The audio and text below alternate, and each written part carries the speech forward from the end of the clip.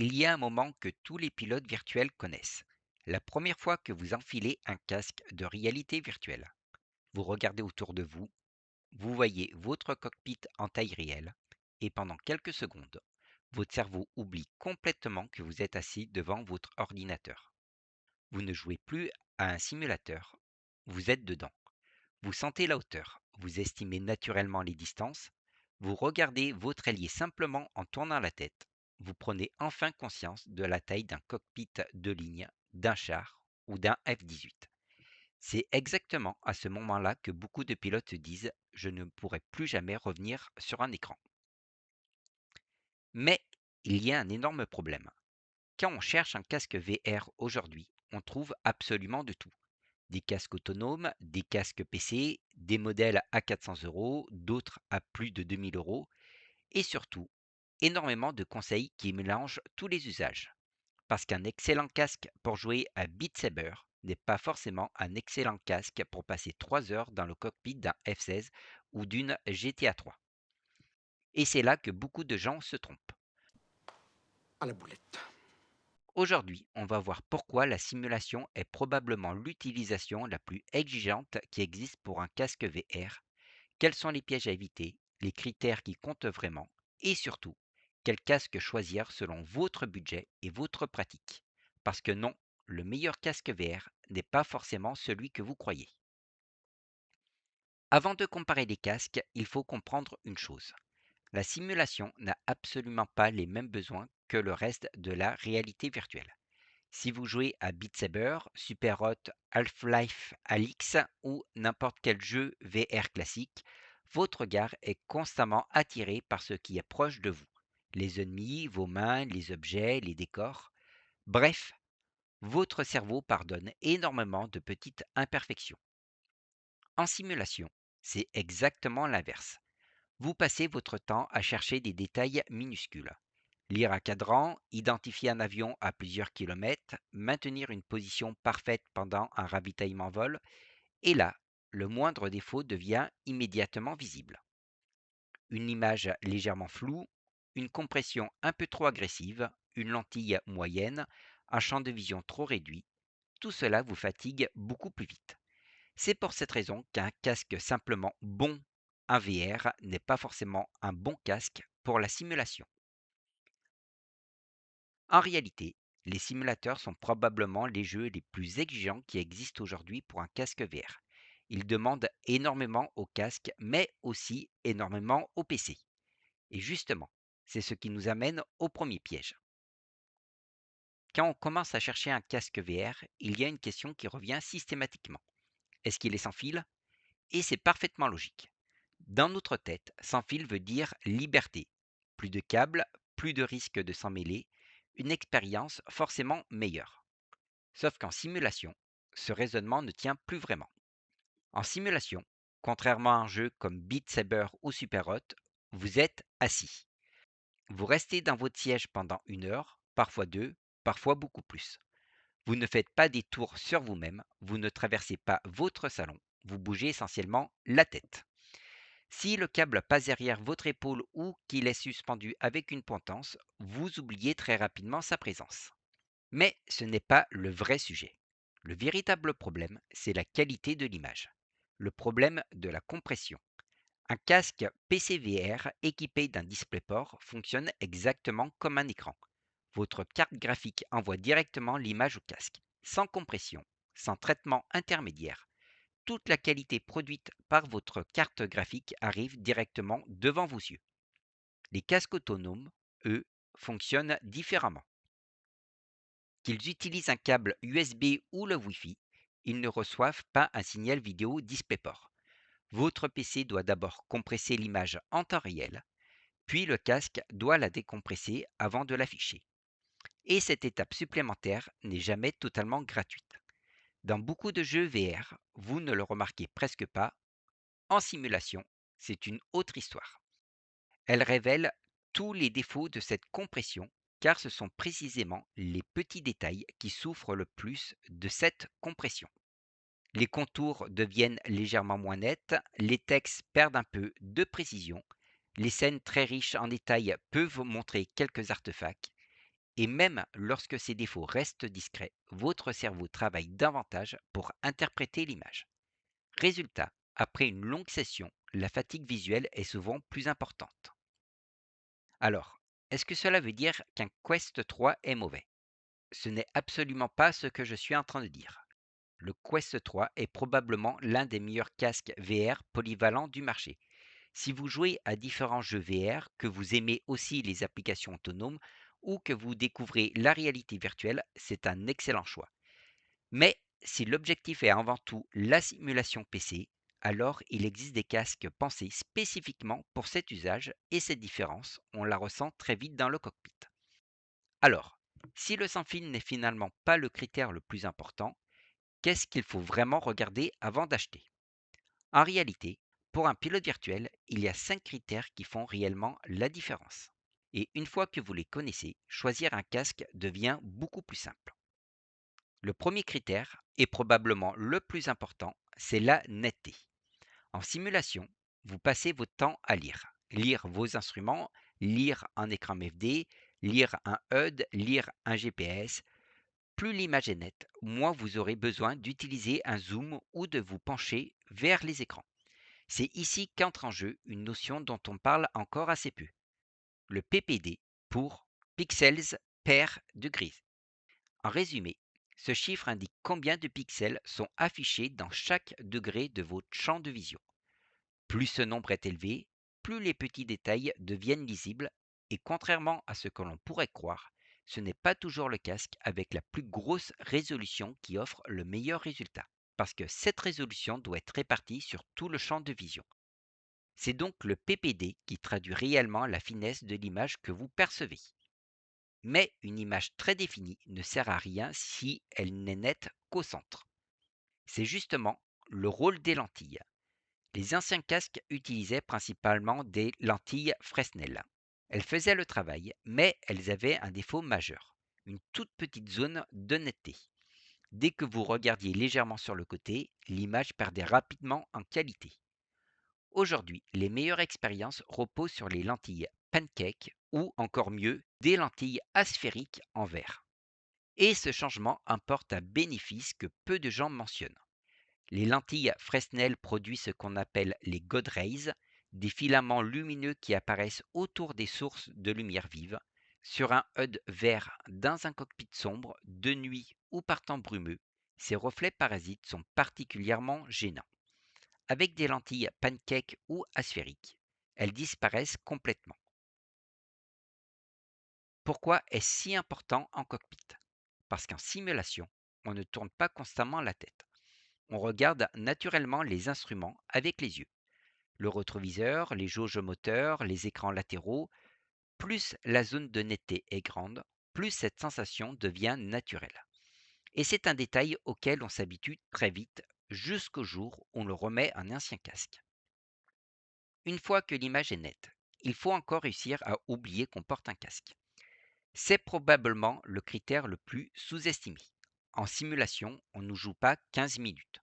Une mission sur DCS, un vol sur Microsoft Flight Simulator ou une endurance sur e-racing peut facilement durer 2 ou 3 heures. Un casque mal équilibré, même très performant, finira par devenir pénible. Pression sur le front, douleur au niveau des pommettes, fatigue dans la nuque, tout cela finit par casser l'immersion.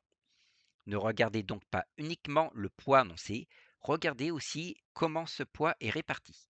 Un casque un peu lourd mais bien équilibré sera souvent plus agréable qu'un casque léger qui appuie tout son poids sur le visage. Ensuite vient probablement le critère le plus spectaculaire, le FOV ou champ de vision. C'est ce qui détermine la quantité de monde que vous voyez autour de vous. Sur un écran classique, votre vision est enfermée dans un rectangle. En VR, ce rectangle disparaît progressivement.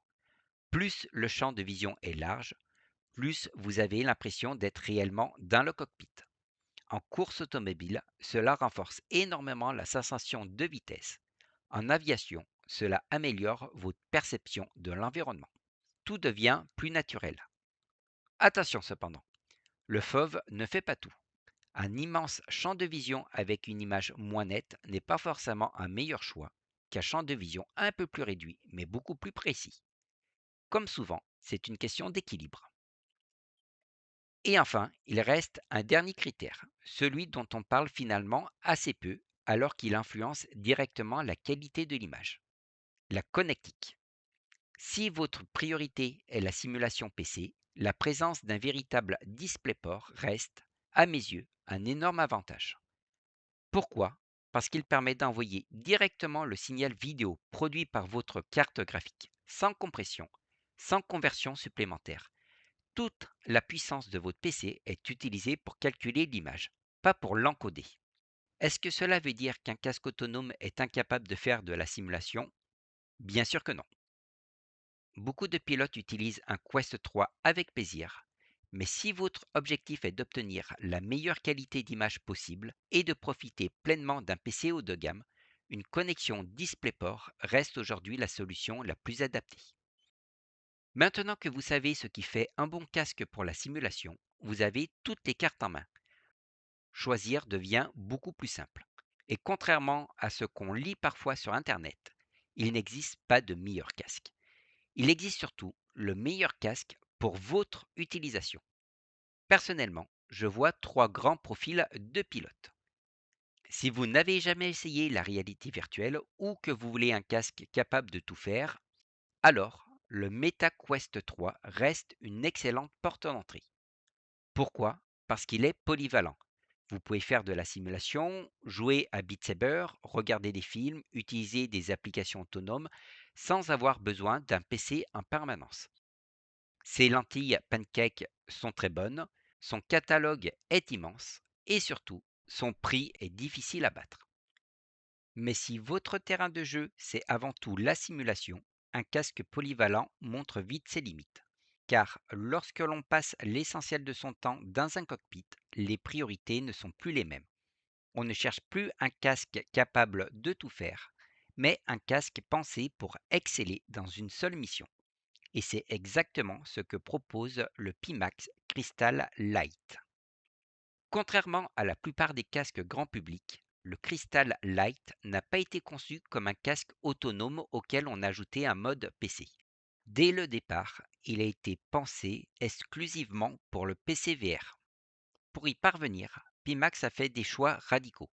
Supprimer la batterie, le processeur embarqué et tout ce qui n'apporte rien lorsque l'on passe des heures dans un cockpit.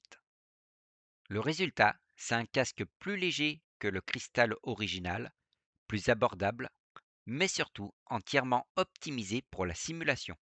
Connexion DisplayPort native, définition de 2880 par 2880 pixels par œil, lentilles asphériques de très haute qualité.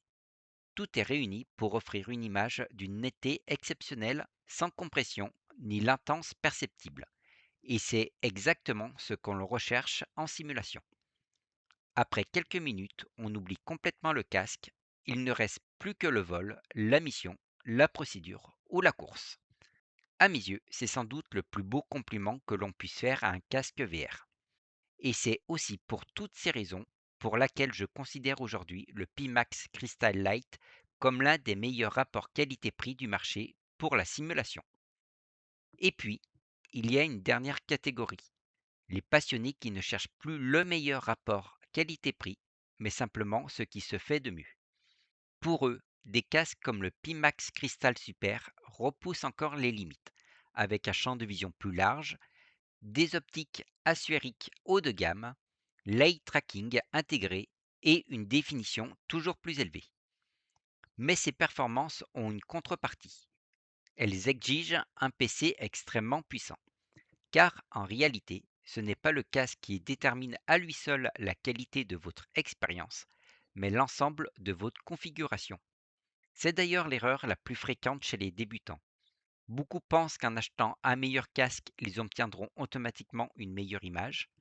En réalité, si votre ordinateur est déjà à la limite de ses capacités, changer de casque ne fera pas de miracle.